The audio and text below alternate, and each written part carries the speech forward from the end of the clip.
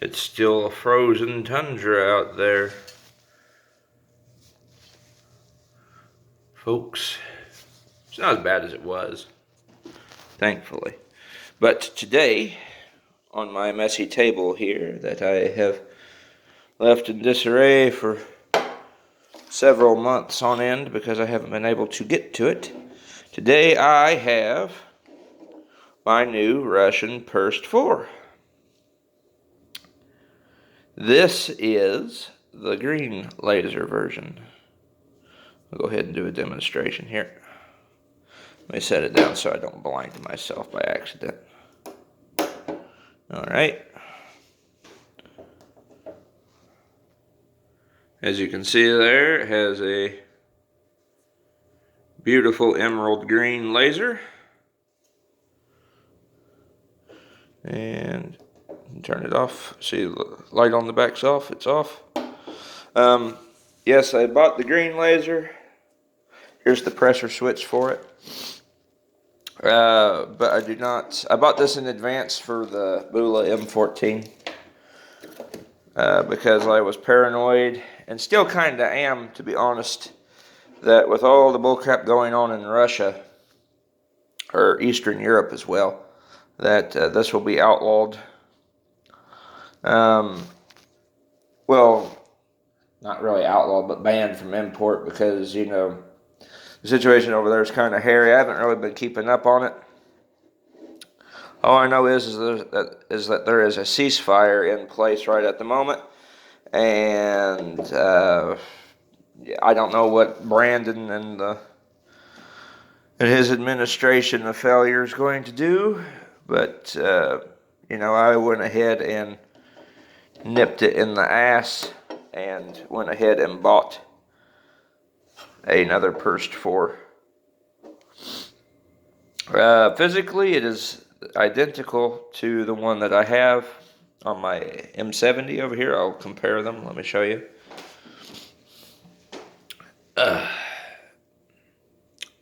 Get mine up here. They are identical in their physical appearance. The only difference that you can really make out is that green Perst-4s or Russian lasers have 3. The number 3, but that's in their alphabet. I forget what that means. I've been watching Zinco lately.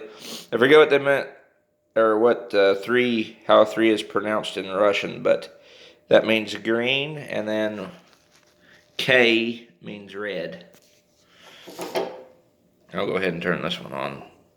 Although you guys are well adverse and know what that one is, I've had it for a while. Let's compare some laser beams here. Turn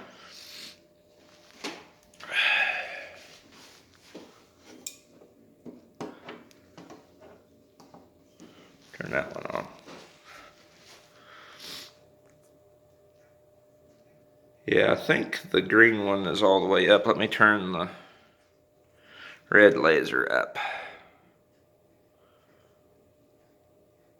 Okay, and then let me make sure the green one is all the way up too. Oh, the green laser. The red's at max wattage output, but the green one is eons more bright. In fact, I'm gonna turn that back down because that was I was looking at that through my phone. That would have been kind of sketchy to look at with my bare eyes. Let me turn the red one back down. But yeah, both of them are as low as they can go now. But the green Perst-4 easily outdoes the red one. Easily. All right, let me turn them off. But yeah, that was just some comparison between the two real quick. But yes, I will be mounting this on the Bula M14. I'll have to have extra precaution with this bad boy though, because as you just saw there when I tuned them both up to their highest power output and then to their lowest power output, the green laser dwarfs the red one in every category. It's kind of crazy just to sit there and watch that, you know, unfold even right there. But I had this one cranked all the way up, And I cranked it all the way down, and same with this one, cranked it all the way up and cranked it all the way down. And it, even on the lowest power setting, this one's still brighter than the red Perst-4. So that's pretty cool. Pretty cool. But that means also that I'll have to be more careful with where I point this one. In fact, I'm probably going to keep it on the lowest power setting unless I'm outside and the target's a good distance away, because that back blast, I mean, you've seen it there where it was reflecting off the wall and the light was kind of, from the laser was hitting over here. That's kind of like getting into, may need safety glasses on if you look at the beam territory, if you know what I mean. So, you know, all in all, the Russians know what they're doing. They have some pretty cool stuff. I mean, you know, they made the AK, for crying out loud. One of probably the best, you know, quote unquote assault rifles there are. I'm sorry for the mess on the floor. This is a little in between area upstairs. Literally, it's basically just used for storage, and stuff falls and gets kicked in here willy-nilly. I don't ever spend no time in here unless it's to make videos. So, I mean, if you see the mess, that's why. I'm hardly ever in here unless I'm doing videos. But yes, I'm happy. Got my new Perst, and I would highly suggest, you know, with my experience with the red one here, turn my AK around. With my experience with the red one here, I definitely can recommend them. They're great laser. I have not had a chance to try the night vision settings on either one. And also, if you notice too, on both, night vision for both is NK. So on Russian stuff, NK means night vision. But yeah, wonderful laser system.